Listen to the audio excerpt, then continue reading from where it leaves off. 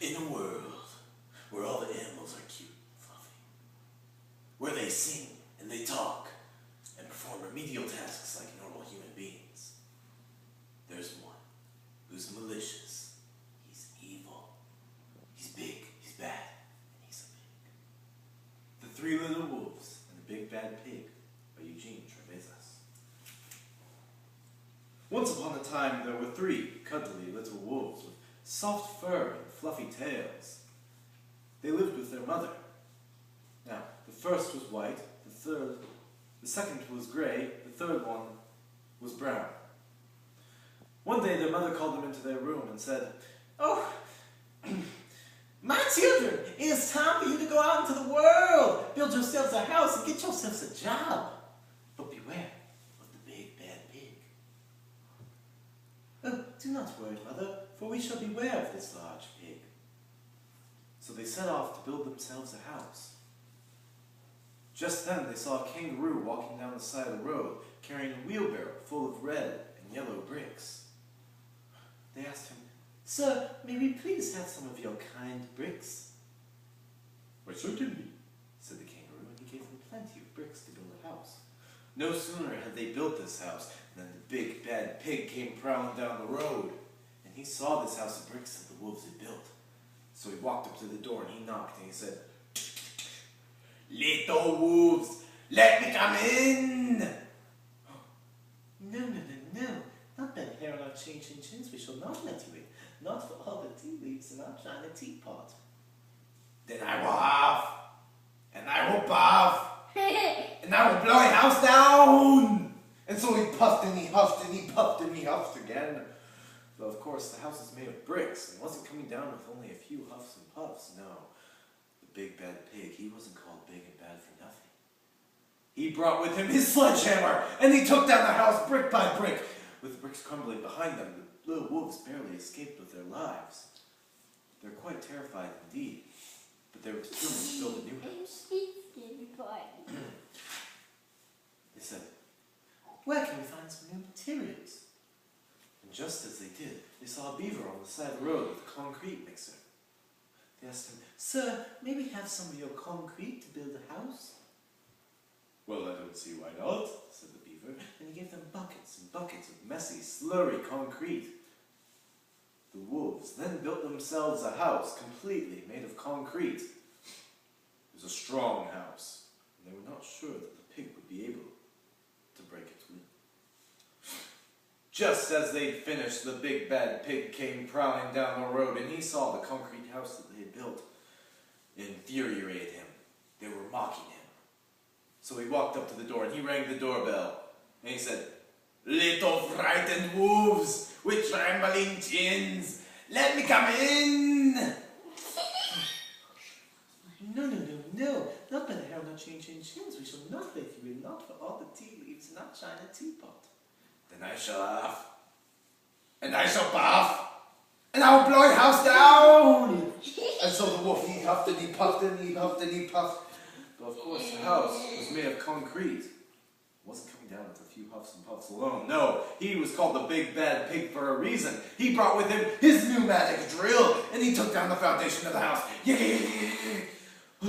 The house was crumbling, and the wolves barely escaped concrete slabs, almost crushing their little furry tails. They were quite frightened indeed by this traumatic event, but they were still yet determined to build themselves another house. Just then they saw a truck come by, carrying barbed wire, iron plates, metal bars, and heavy metal padlocks.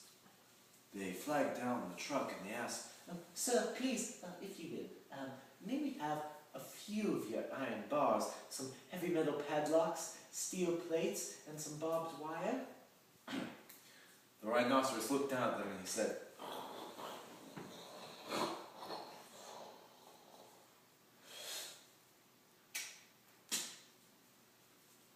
"Why, sure, you can have some of my iron bars." And he gave them plenty of iron bars, barbed wire, steel plates, and heavy metal padlocks. He also gave them some plexiglass and some fine metals to build his house with, because he was a generous and kind-hearted rhinoceros. Just then, after they had finished building the most secure house that they had yet built thus far. It was a veritable bunker, and the pig wouldn't be able to break it this time, would he? Just then, the big bad pig came prowling down the road as usual, and he saw the bunker that the little wolves had built for themselves. They were playing battledore and shuttlecock in the garden. So, he started walking to the house, and the little wolves saw him walking, so they ran inside the house, locked the door, and all 37 metal padlocks. The pig dialed the video entrance phone. Little frightened wolves with trembling chins, let me come in! No, not by the hair on that chinny chin chins, we shall not let you in, not for all the tea leaves and my tea. Then I will huff, and I will puff, and I will blow your house down! And so he huffed and he puffed and he puffed and he huffed. But of course, the house was made out of barbed wire, iron bars, and steel plates. It wasn't coming down with huffs and puffs. No, the pig knew this. He was big and bad for a reason. He brought with him 15 sticks of dynamite, laid them at the base of the house, lit the fuses simultaneously, and kabloosh! The house exploded into smithereens, and the wolves barely escaped through the underground tunnel which they had built into the house. But not without getting their tails scorched by the flames first. There must be something wrong with our building materials. What are we doing wrong, brothers? Just then, they saw a flamingo pushing a wheelbarrow full of flowers. So, they asked him, "Sir, if you will, could you please have some of those flowers?"